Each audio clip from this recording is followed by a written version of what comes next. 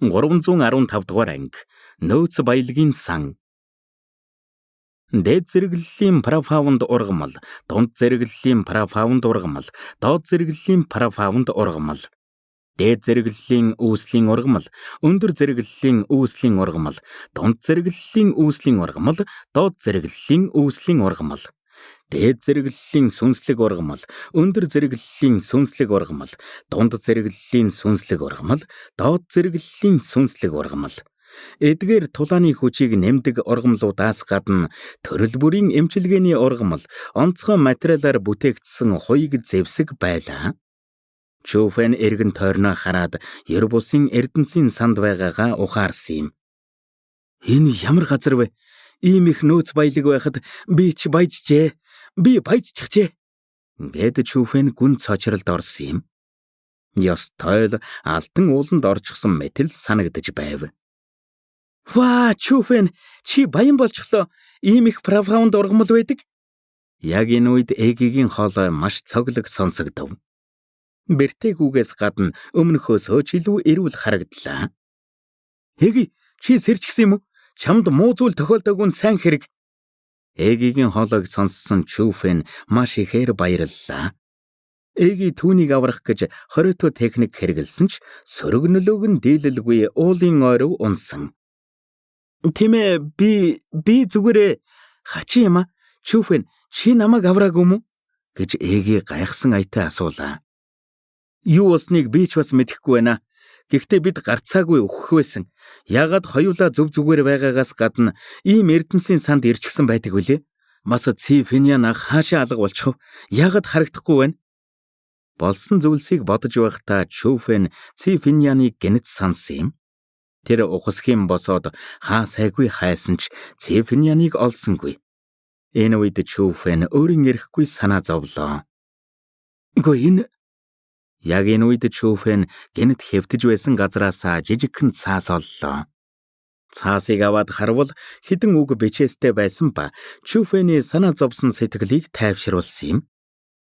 Цифиньян аюулгүй байгаа болохоор санаа зовох хэрэггүй.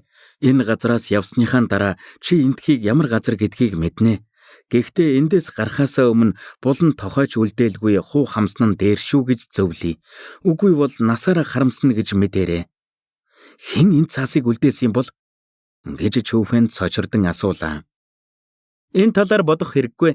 Миний таамаг зөв бол 100 нуглаад хөндийгийн нууцлаг тулааны мастер чамайг аварсан байх. Цифиньяныг тэр аль хэдийн аваад явчихсан. Бас тэр л чамайг энэ газарт авч ирсэн байх. Гэж Эги байдлыг шинжин хэллээ. Тэр гэж юу? Чүфэн хин түүнийг аварсныг мэдэхгүй ч гэлээ хэсэг бодсны дараа түүнийг аварч чадах хүн ганц тэр л байсан юм. Ямар тач ургацаа хураацгаая. Үгүй бол түүний урмыг хуглан шүү дээ. Чүфэн тэмч нэрлэхүү биш болохоор урдаа байгаа тарган махыг юу гэж л зүгээр өнгөрөөхөв дээ. Тэр босоод нэг хан руу чиглэн явлаа. Тэр ханан дээр тоо томшгүй олон агуулгах цүнхнүүд өлгөөтэй байсан юм. Хэрвээ Чүфэн тоо томшгүй олон эрдэнэс цуглуулахыг хүсвэл агуулгах цүнхтэй байх хэрэгтэй. Мэдээж эдгээр агуулгах цүнхнүүдийг түүнд зориулж бэлдсэн байлаа. Ямааны мах халуун дээрээ гихчээр Чүфэн ч удаан хөдөлсөнгүй. Тэр гэрлийн хурдаар эргэн тойрны эрдэнсүүдийг хуу хамж эхэлсэн юм. Нэг даллаад тэр ашиглаж чадах зүйлсээ цуглуулад, ахиж нэг даллаад ашиглаж чадахгүй зүйлсээ цуглуулав. Эцэст нь тэр хоёр том цүнх мөрөн дээрээ үүрээд явлаа. Хоёр том цүнх онц зүйлгүй харагдаж байсан ч дотор нь дүүрэн агуулгах цүнхнүүд байсан юм. Агуулгах цүнх бүр эрдэнсээр дүүрэн байгаа нь түүний ямар их эрдэнэс цуглуулсныг маш тод илтгэнэ. Гэсэн ч Чүфэн тэндээс бүгдийг аваагүй юм. Түүний үлдээсэн зүйлс нь мэдээж сүнслэг ургамал, сүнслэг шүр гэх мэт зүйлсэл байв. Тэдгээр зүйлс Чүфэнд ямар ч нэмэр болохгүй болохоор авалгүй орхисон ч зүгээр байлаа. Энэ удаа нэлээд ажигтай ажиллажглаа шүү. Ийм их парафаунд ургамалтай байхад би парафаунд төвшөнд орж чадах байхаа. Чүфэн маш ихээр догдолсон болохоор инээмсэглэл нь улам л тод болов. Тэр амьдралдаа анх удаа л ийм их парафаунд ургамалтай байж үзсэн юм. Мөн чанарын нуурын ачаар Чүфэн 2 төвшин зэрэг агсан болохоор одоо үүслийн 9 дугаар төвшөнд байгаа. Парафаунд төвшөнд ороход ганц л алхам дутуу. Гэхдээ Чүфэн өөрийнхөө дантянд байгаа Тэнгэрийн цахилгааны ямар ховдог гэдгийг мэддэг болохоор парафаунд төвшөнд орох гэж асар их нөөц баялаг зарцуулна гэдгийг хэнээс ч илүү сайн мэднэ. Өмнө нь Чүфэн парафаунд төвшөнд орохын тулд асар их парафаунд ургамал хэрэгтэй байсан болохоор хэцүү байдалд байсан юм. Харин одоо тэр асуудал нь шийдэгдчих шиг боллоо. Энэ их парафаунд ургамлуудыг боловсруулсны дараач парафаунд төвшөнд орж чадахгүй бол ядаж л парафаунд төвшөнд ороход өчүүхэн алхмал үлдэнэ гэсэн итгэлтэй байв. Төвшин агих нь цаг хугацааны л асуудал болно. Хэн надад ийм их нөөц баялаг бэлгэлсэнийг харцгаая. Бүгдийг авсныхаа дараа Чүфэн явхаар бэлдлээ. Чүфэн энэ газрыг нэг том бүлгэмийн Эрдэнсийн сан гэдгийг сайн мэдэж байсан юм. Энтхийн сүнсний тойрог маш хүчрэхэг байсан ч Чүфэний хувьд дотроос нь нээхэд асуудалгүй байв. Эрдэнсийн сангаас гарсны дараа Чүфэн танил дөрвөн сандарсан царай харлаа. Тэр дөрөв хөгшин байснаас гадна бүгд саарал буурал үстэйч сүр жавхлантай харагдаж байв. Тэд бол Лингюн сургуулийн 12 хамгаалагчид. Чи юу? Дөрвөн хамгаалагч Эрдэнсийн сангийн том хаалга нээгдэх чимээ гарсан гэдгийг сонсоод байдлыг шалгах гэж ирсэн. Чүфэнийг харсан тэд Чүфэнээс ч илүү ихээр цочордсон юм. Энэ үед Чүфэн хүртэл юу болсныг гадарлсан юм. Чүфэнд бичиж үлдээсэн загтал дээр бүгдийг хуу хамахгүй бол харамсан шүү гэдгийг санаад Чүфэн бүгдийг ойлгов. Учир нь энэ Эрдэнсийн сан бол түүний өсдөд дайсан Лингюн сургуулийнх. Муу бяцхан навш барыг уулнаас нь буулгаад үүрлүү нь орно гинэ. Манай Лингюн сургуулийн Эрдэнсийг хулгайлж зүрхлэнэ гинэ. Өнөөдөр бид нар чамайг алаад өгье л дөө. Дөрвөн хөгшний биен ууралснаасаа болж чэчрэн Чүфэн рүү үхлийн дайралт хийлээ. Гэвч Чүфэн тэдний үйлдлийг үл тоон эгийн хүчийг зээлэх үед түүний тулааны төвшин парафаундын 3 дугаар төвшөнд орж орон зайн лууны архират сэлэм техникийг хийлээ. Бум! Нүдэнд харагдахуйц энергийн даралт тэнгэрээс буун дөрвөн хөгшний дайралтыг замхраан алга болгоод зогсохгүй тэднийг газарт бяцдаарлаа. Тэд сүнслэг оюун ухаанаач гаргаж чадалгүй өгцгээс юм. Та нар шиг хөгшин хогнууд намайг алахыг хүснэ гинэ. Чүфэн бардамгэгч нь тэр дөрвийн цогц руу ширтээд гадагш гарлаа. Гадагш гарах үедээ тэр Лингюн сургуулийн бусад настангуудыг харав. Гэвч дөрвөн хамгаалагч настан Чүфэнийг дийлэхгүй байхад тэд нар яаж түүнийг зогсоож зүрхлэх вүлээ дээ. Эцэст нь тэд бүгд Чүфэний гарт амиа алдацгаасан юм. Хэсэг асуудлын дараа Чүфэн Эрдэнсийн сангаас бүр мөсөн гарах үедээ 100 сургуулийн цуглааны хүлээн авалтын талбайг харав. Лайк болон subscribe дарж биднийг дэмжээрэй. 316 дугаар анги хариу бэлэг. Эрдэнсийн сангаас гарч ирснийхэн дараа Чүфэн явах гэж яарсангүй. Харин ч бүр Лингюн сургуулийн газар нутгаар тойрон аялал хийж мэдээлэл цуглуулав. Тэр Ян Янтяныг эргэж ирсэн эсхийг шалгахыг хүссэн юм. Ирээгүй бол Лингюн сургуулийг төвэж хайна. Учир нь Ян Янтянаас өөр түүнийг зогсоож чадах хүн байхгүй. Захиралд ирэхэд Азуурэ дараагийн сургууль дээр очисон болов? Байдал ямар шүү байгаа бол?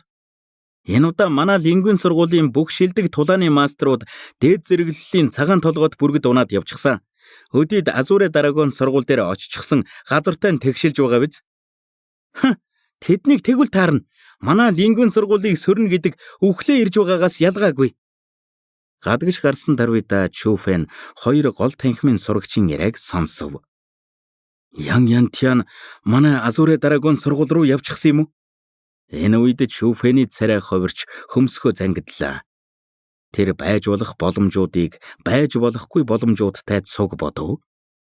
Тэгэд ахиж нуугдалгүй ил гараад өнөөх 2 сурагч руу чэжлээд чангаар хашгирлаа. Та хоёр зогсож вэ? Ямар новшин вэ? Лингүн сургуулийн сурагч бүр ясандаа тулсан бардам зантай байдаг учраас үргэлж хамраас өхөж тэнгэрөөд харж явдаг. Ялангуяа гол танхимын сурагчид. Тэдний бардам занд эц төгсгөл гэж байдгүй болохоор ийм захирангүй хашгирааныг үзэн яддаг.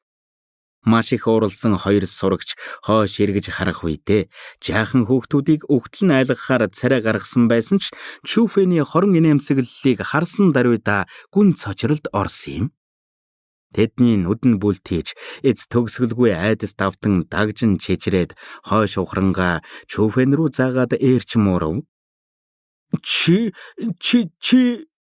Одоогийн цэлийн хунтайжийн ордон Чүфэнийг барих гэж Лингүн сургуультай хамтарч байгаа болохоор Чүфэний хөрөг Лингүн сургуулаар нэг тарсан байгаа. Тийм ч учраас тэр хоёр Чүфэний царайг хараад гүн цочролд орсон юм. Дээрэс нь Чүфэний үйлдсэн агуу үйл хэрэгүүдийг сонсох төдийдл Азурын нутгийн залуу үеийнхэн дагжин чичирдэг. Ийм байхад яаж энэ хоёр айхгүй байх вүлээ дээ? Тэд бараг л өмдөндөө шээх шахсан юм. Тэр хоёрыг чангаар хашгирах гэж байгааг харсан Чүфэн угсхийн харайж тэдний өмнө ирээд амын таглан ёрын инээмсэглэл тодрууллаа. Тийм ээ, би Чүфэн байна. Гэхдээ та хоёроос асуух асуулт байна. Ян Янтян хаашаа явсан гэсэн бэ? Азурын нутагт сурагчид настангуудын хүчээрээ шилдэгт ордог нь Лингүн сургууль.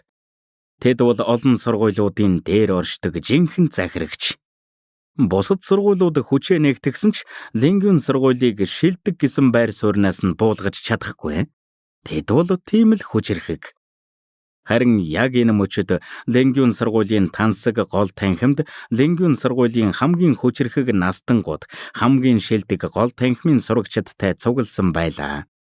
Тоолоод үзвэл хэдэн 10,000 хүмүүс байв.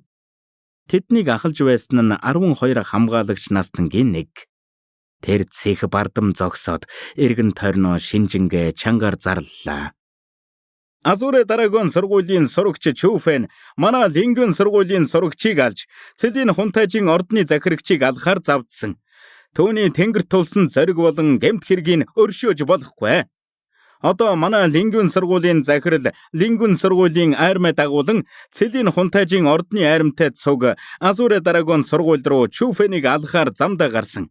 Тиймээс сургуулийн гол хүч байхгүй байгаа дээр бүгд сонор сэрэмжтэй байж сургуулаа хамгаална гэж найдая.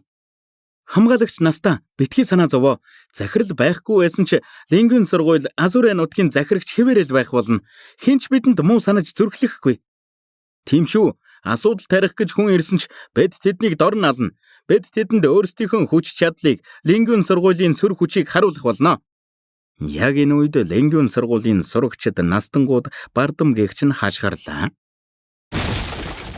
Яг энэ үед хаалттай байсан гол танхимын хаалга дэлбэрэн нээгдэх үед сүнс мэт дүрс тавцсан дээр гүн ирээд хамгаалагч настанг унтлан өшөглөөд дээр нь гიშгэв.